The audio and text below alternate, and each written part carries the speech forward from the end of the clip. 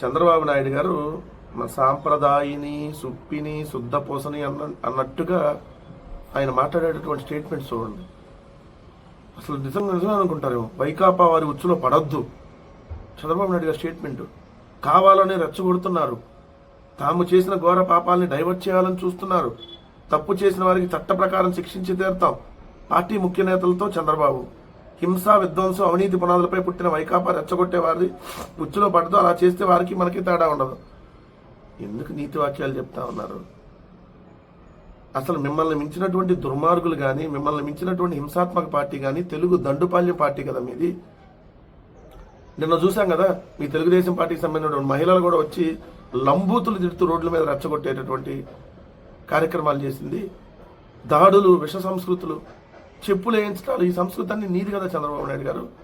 గాంధీని చంపినటువంటి గాడ్సే కంటే నీచుడు నా అల్లుడు చంద్రబాబు నాయుడు అని చెప్పి స్వయాన రామారావు గారు ఇచ్చినటువంటి స్టేట్మెంట్ మీ గురించి మర్చిపోయారా?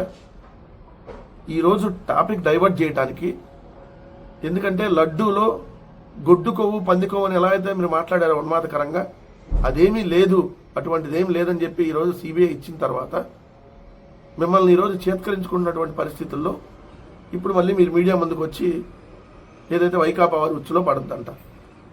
వైఎస్ఆర్ కాంగ్రెస్ పార్టీ వల్ల ఇళ్ల మీదకి వెళ్ళి పెట్రోల్ బాంబులు, దాడులు, విధ్వంసాలు మీరు సృష్టిస్తా మళ్ళీ చూడండి సాంప్రదాయని మాటలు ఎలా మాట్లాడుతున్నారు. అందుకనే మిమ్మల్ని అనేది మహానటుడు మీరు అనేది. మామూలు నటించరు మీరు. నక్కే అదేదో ఉంటుంది కమల్ హాసన్ సినిమాలో పాట దశావతారంలో, అంత మించిన నటుడు మీరు. బాబా మొత్తం చేసే ఘోరాల పాపాలన్నీ మీరు మళ్ళీ తోసేదేమో అవతలాల మీదకి.